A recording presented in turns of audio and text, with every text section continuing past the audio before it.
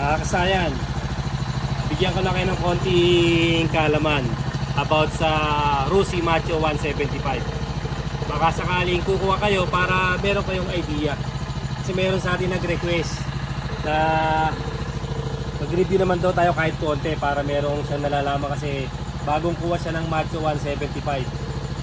Hindi lang natin mahanap Kasayan na kaya di natin siya ma-shoutout. Kasi marami na yung mga nag-ano sa atin na nagme-message. At Kasayan na Macho 175. Kaya na Macho 175 natin ha. Alright, ito.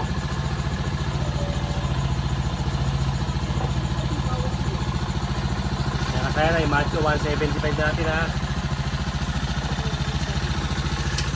Babaklasin natin Kasayan yung tangkay para makita nyo ha. Baklasin natin yung tangkay saka yung upuan para mabigyan ko kayo ng konting idea.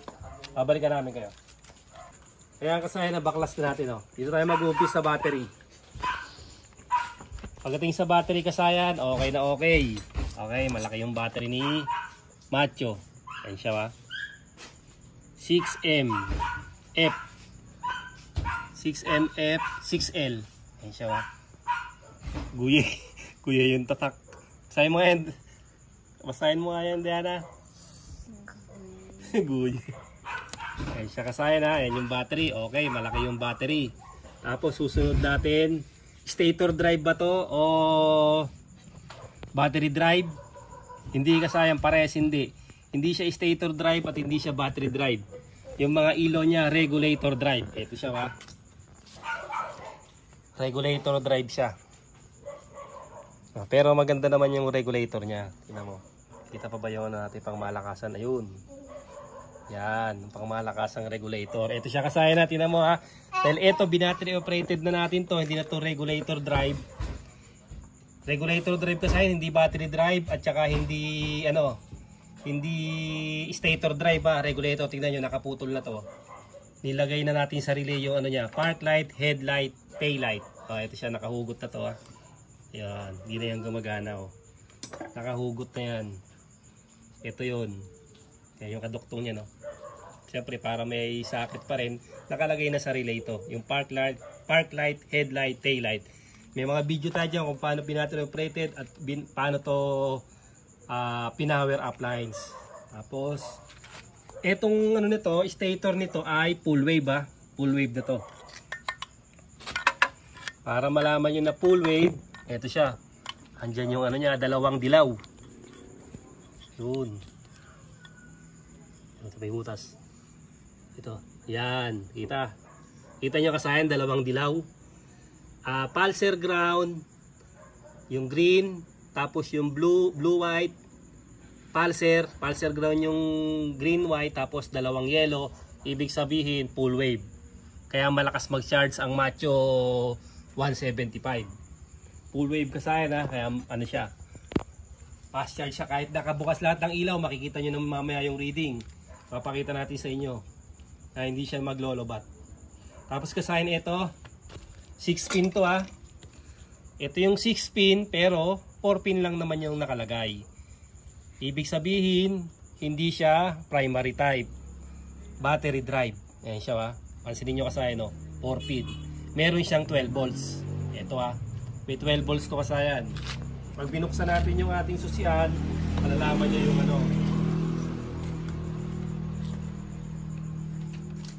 siya ha.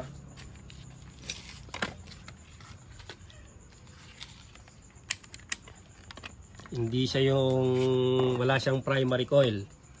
Battery operated Suki natin ha. Ito yung accessory wire. Tapos tusok tayo ng ground. Accessory wire saka yung ground natin. Kaya body ground.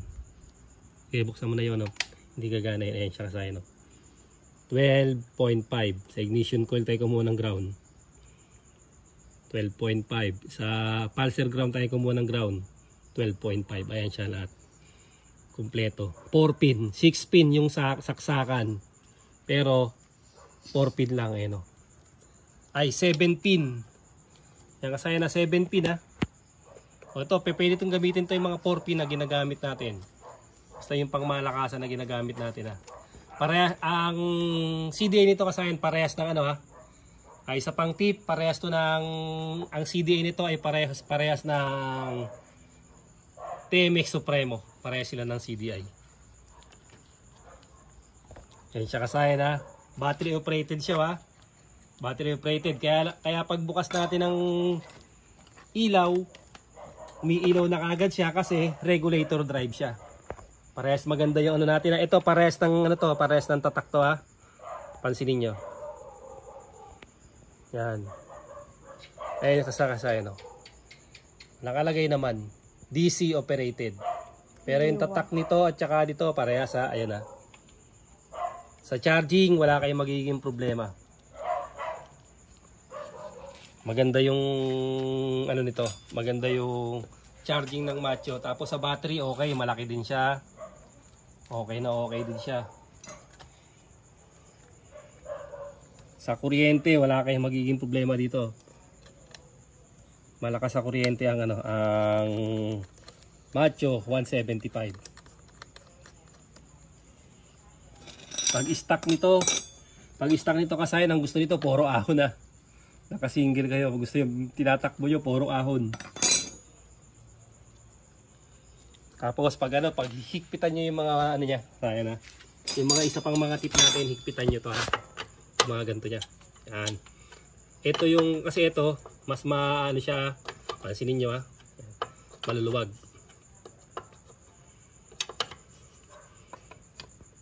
Kailangan kasi mas mahigpit siya kasi mga pinagmumula ng ano, pinagmumula ng vibrate.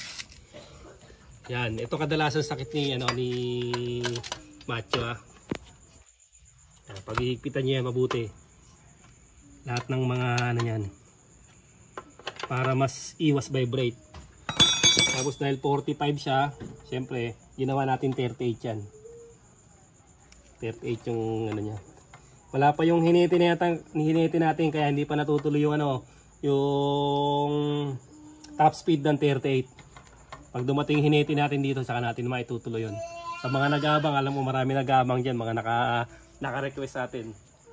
Sa top speed ng 38, sa top speed ng 38. Ayan siya kasayin, tapos testing natin siya kasayin sa ano ha.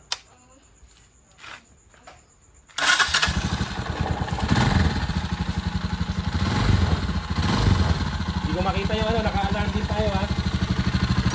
Naka-2-way alarm din tayo. Nakalimutan ko na kung nasan yung ano, yung ating remote.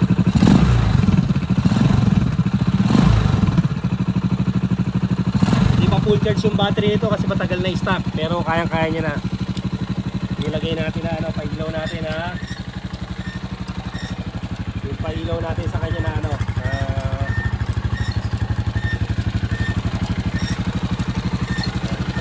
tapos yung ating headlight, tapos yung double contact natin,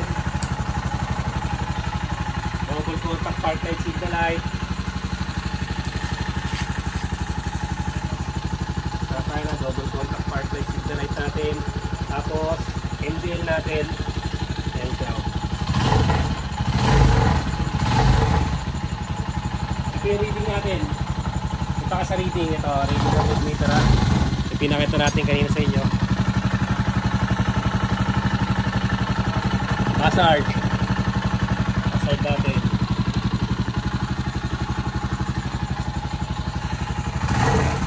Nakahilo natin. Bukas lahat yan ha. Tapos naka-hazard pa tayo. Okay, tingnan mo yung ano nun, rating natin. Tataas kaya kasaya pag full charge. Saka naka-idle lang tayo ha. Tingnan nyo, 13.1, naka-hazard, nakabukas lahat. Pag may brake tayo. Kaya kasayan, ngayon, pwede ka nakasaya kung ng ano. Ang Macho 175. Pag sa wiring, magandang wiring yun. Walang magiging problema sa wiring. Malakas ang charger, battery operated, C4-pin CDI, wala siyang primary coil. Walang primary coil kasaya kaya bihirang masira ang mga stator ng ganito. Kadalasan karanasan niya pagka yung pinapasukan na ng tubig, nababasa yung stator natin, pulser lang ang nagkakaproblema. Pero ito birang-bira to. Sa wiring wala tayong magiging problema dito, malakas ang charging. Bukas lahat. Tsaka sa'yo na, bukas lahat, naka-start pa. Pagka tumatakbo na tayo, mas lalo pang tataas yan.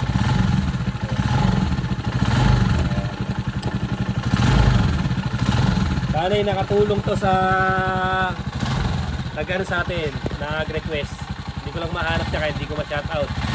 Na nag-request ng ating video na mag-review naman tayo ng ano, magbigay naman tayo ng konting kaalaman about sa Macho 175. Hanggang dito na lang mga kasayan. Ay, shoutout nga ba tayo sa ano, sa Malolos Bulacan kami nagpapa-shoutout. Shoutout po na kasayan Diana natin. Shout out kay Yolanda Bonifacio ng Malolos, Bulacan. Hanggang dito na lang mga kasayan. Salamat sa panonood.